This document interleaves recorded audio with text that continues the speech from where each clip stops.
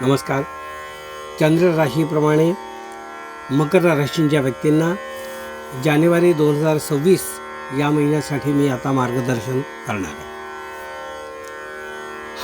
ह्या महिन्याचा उत्तरार्ध जो आहे तो मकर राशींच्या व्यक्तींना जास्त उत्साहवर्धक आहे असं म्हणता येईल. म्हणजे उत्तरार्धामध्ये त्यांची जास्तीत जास्त कामं त्यांनी करून घ्यावी. पूर्वार्धामध्ये थोडी होल्डवर ठेवावीत किंवा त्याची पूर्वतयारी करावी, पेपरवर्क तयार करावं, थोडं होमवर्क करावं आणि उत्तरार्धामध्ये प्रत्यक्षात ती करून घ्यावी असा सल्ला या ठिकाणी तुम्हाला देऊ इच्छितो.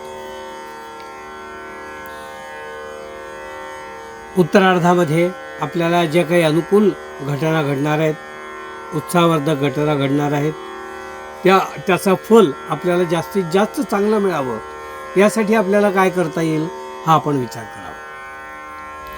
म्हणजे आपल्या योजना, आपल्या कल्पनाशक्तीला वाव मिळणे, योजना आपल्या प्रत्यक्षात कार्यान्वित होणे, अशा गोष्टी ज्या आहेत त्याचा प्रोपोगंडा करावा लागतो. कारण काही गोष्टींना आपल्याला इतरांची साथ किंवा संगत लागते. तर त्यासाठी ही पूर्वतयारी करा, म्हणजे आपला बेस पक्का होईल उत्तरार्धासाठी जेव्हा आपल्याला अनुकूल ग्रह आहे.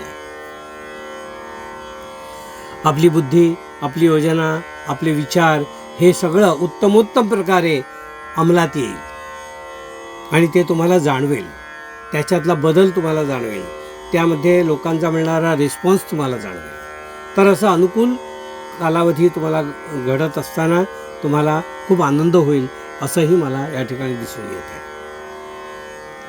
प्रकृतीबद्दल खूप चिंता करायची काही गरज नाही आहे,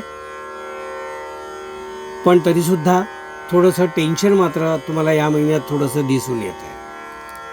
ते टेन्शन जे आहे ते परिस्थिती तुम्हाला अनुकूल करण्यासाठी किंवा आपल्याला अनुकूल घडवण्यासाठी जी लागते त्यासाठी थोडं टेन्शन आहे. पण टेन्शन बाळगण्याचं काही कारण नाही आहे.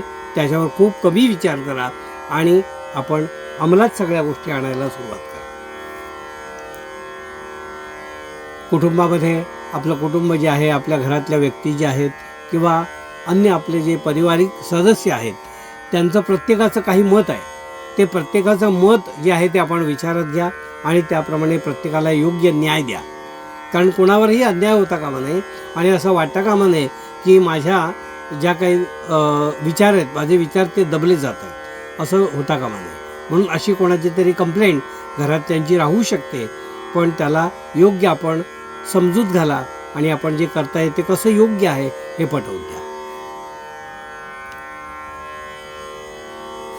काही कारणामुळे घरातले छोटे छोटे वाद किंवा भांडणं किंवा असमाधान असं जे आहे ते निस्तरण्यासाठी आपल्याला काही वेळ खर्ची घालावा लागेल. पण आपण तो वेळ खर्ची घाला आणि त्यांचं योग्य समाधान त्यांना मिळवून द्या असंच मी या ठिकाणी सांगेन. आपल्याला मिळालेले सल्ले गुंतवणूक करण्यासाठी किंवा आपली फायनान्शियल जी काही एक बेस आहे, आपला बेस आहे तो पक्का करण्यासाठी विविध योजना तुमच्यासमोर आणल्या जातील, माथ्यावर मारल्या जातील. पण तुम्ही कुठल्याही योजनेमध्ये या महिन्यामध्ये पैसे गुंतवू नका. सगळे पैसे तुमचे आहेत त्या स्थितीत बँकेत राहू देत किंवा अन्य ठिकाणी राहू देत, त्यात काही बदलाबदली करू नका आणि नवीन गुंतवणूक कोणतीही या महिन्यात करू नका. मकर राशींच्या व्यक्तींना मी असं सांगेन की आपल्या कामामध्ये काही नाखुश असणारे आपले जे वरिष्ठ आहेत ते सतत तक्रारी करत राहतील की ही गोष्ट अशी करायला पाहिजे, ती गोष्ट अशा परिस्थितीत करायला पाहिजे वगैरे वगैरे. तर त्याप्रमाणे जो काही बदल ते सुचवतील त्याप्रमाणे आपण तो करून त्यांना समाधान द्या किंवा त्यांचे जे काही आपल्याला ग्रीन सिग्नल पाहिजे तो मिळवा. कारण तो नाही मिळवलात तर ते पुढे तुमच्या कामामध्ये काहीतरी विघ्न आणू शकतात.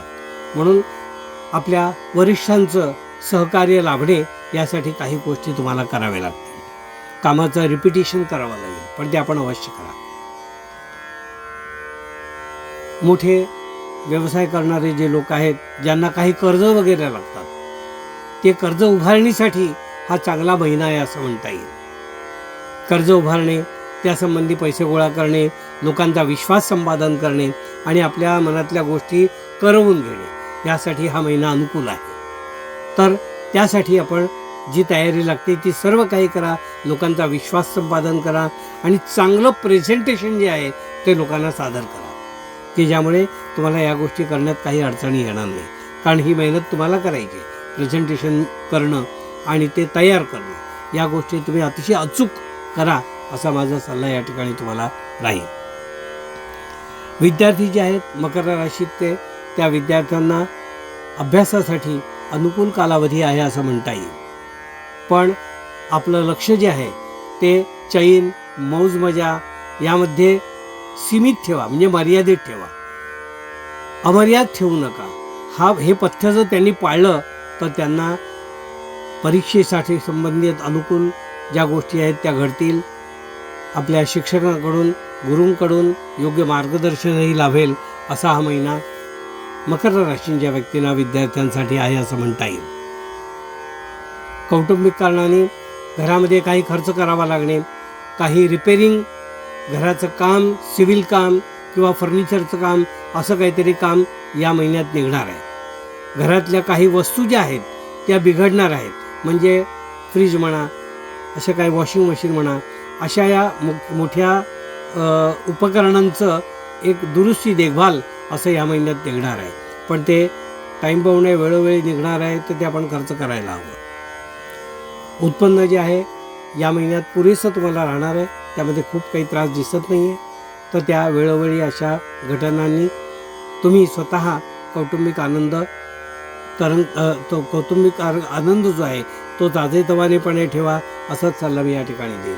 हे होतं मकर राशीच्या व्यक्तींना मार्गदर्शन.